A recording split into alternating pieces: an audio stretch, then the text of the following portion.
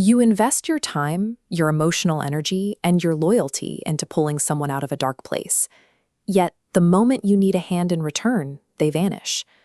The unspoken social contract suggests that kindness creates a debt of loyalty.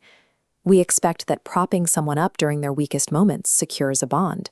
But human nature often produces a reaction that contradicts that logic. For the person who gave everything, the aftermath is a quiet, internal collapse.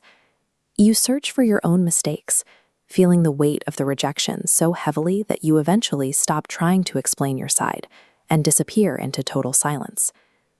This sense of betrayal remains paralyzing as long as it is viewed through the lens of traditional friendship.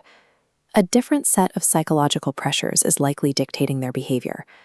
This pattern appears in clinical observations as a specific type of psychological defense, a reaction triggered by the state of being helped.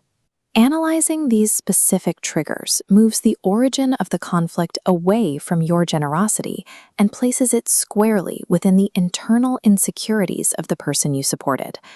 Two equal nodes exist on a level plane. The pulsing node transfers resources to stabilize the other, representing the height of commitment. Subconsciously, however, the receiver registers an escalating disparity. As reliance continues, they feel smaller, trapped in permanent inferiority. This creates the psychological state known as the resentment of dependence. Every act of support serves as a reminder of their own perceived inadequacy.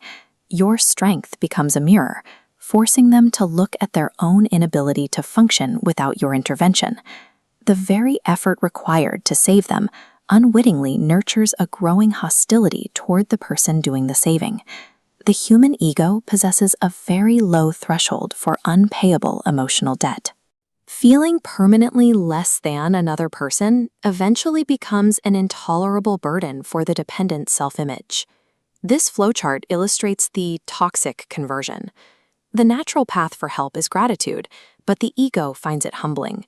It blocks that path, rerouting the energy into hostility as a means of psychological survival.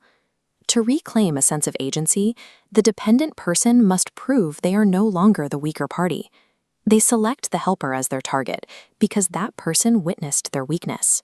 By attacking the one who helped them, they attempt to shatter the hierarchy of dependence. Tearing you down through cruelty artificially elevates their own status. These attacks rarely relate to your actual behavior. They are driven by the dependent's desperate need to feel powerful in the face of their own perceived helplessness. A profound betrayal in this context signifies an act of ego preservation by someone who lacks the internal strength to handle their own reliance. After such a betrayal, emotional numbness usually sets in. You instinctively withdraw and go quiet, creating a physical and emotional distance from the person who turned on you. This silence is frequently misinterpreted by others as a sign of defeat or lack of self-respect.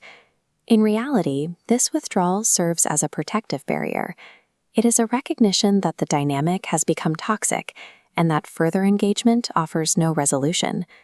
Remaining quiet reflects the strength of a mind that chooses to preserve its own peace rather than participating in an unwinnable battle for dominance. A change in perspective is required.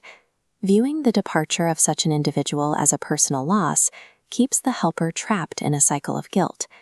The exit of a person who harbors resentment toward your help signifies the end of a parasitic psychological weight. Your energy is no longer being consumed by their internal struggle.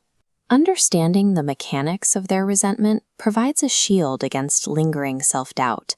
The responsibility for their inability to handle your support rests with them alone. Your silence is a demonstration of strength.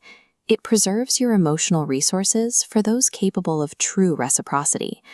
The betrayal serves as a final, audible confession of their own internal instability.